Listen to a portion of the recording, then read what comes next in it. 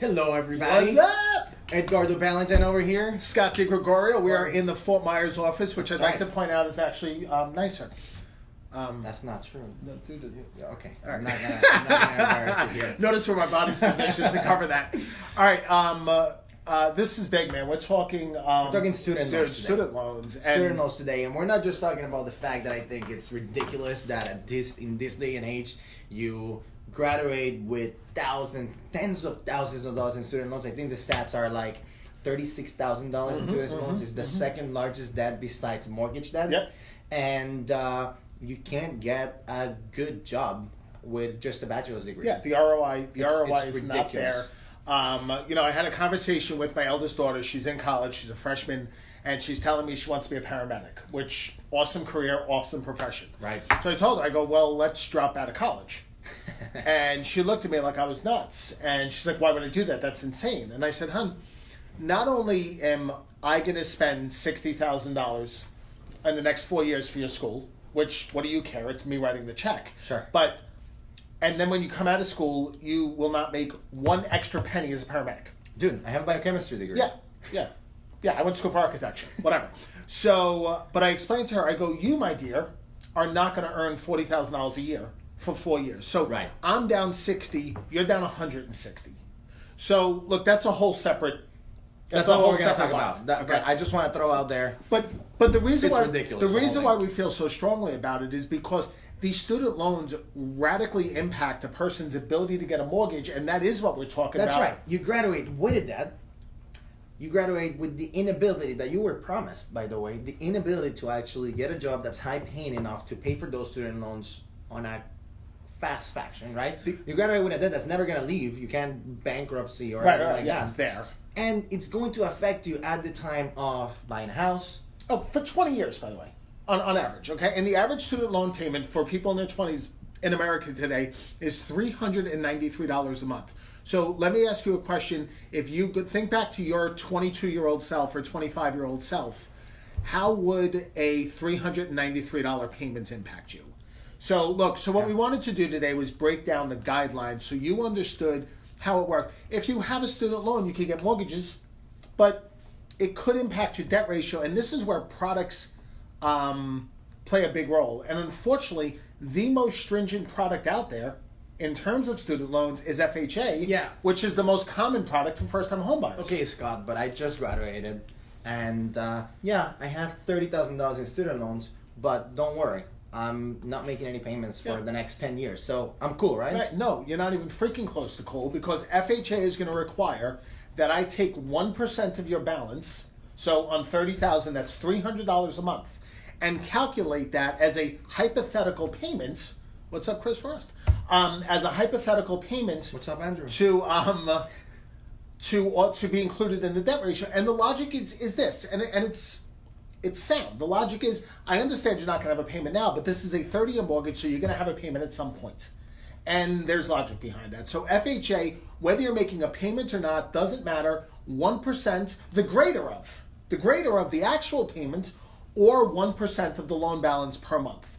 So if you're making $100 a month payment, we're not even going to count that. We're actually going to count $300. Right, regardless of what your actual payment is. And so, that's a debt to income ratio problem. and it could be a can kill. yeah. Look, I sat down with somebody once who was graduating med school. She owed over $400,000 in student loan debt.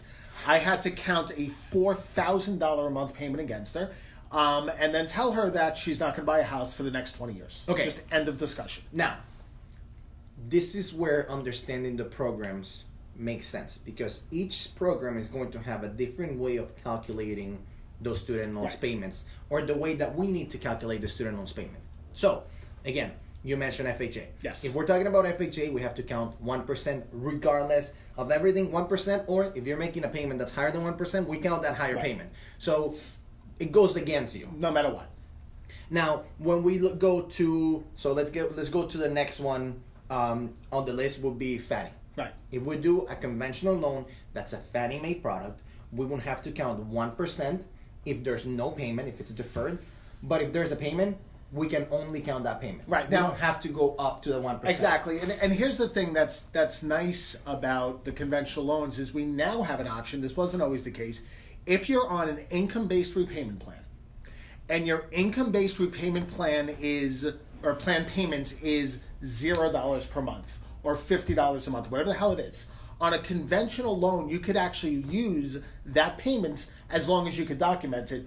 So that is way more flexible than FHA, which says, I don't give a crap what you're paying. Here's the minimum we got to hit you with. Right. So lots of flexibility on the conventional side of things. Lots of flexibility. Which, again, a year ago, or I don't know exactly when it changed, but in the not too distant past, that wasn't the case because they had the same 1% rule. It would be really nice if FHA could adopt something along those lines, because Even if they go as far as what Freddie has right now, which is one of the conventional products where it allows you to take only half a percentage. yes, Which is, again, it's half. it's monstrous. It's great. It can could help a easily lot be of the people. difference between Absolutely. qualifying and not qualifying. Okay, so that is FHA. That is the two conventional options. Okay. What about VA? Okay, I'll talk about VA. Everybody, pull out your trigonometry calculator. Or call us. Okay, and make sure you contact the highest level math professor you know.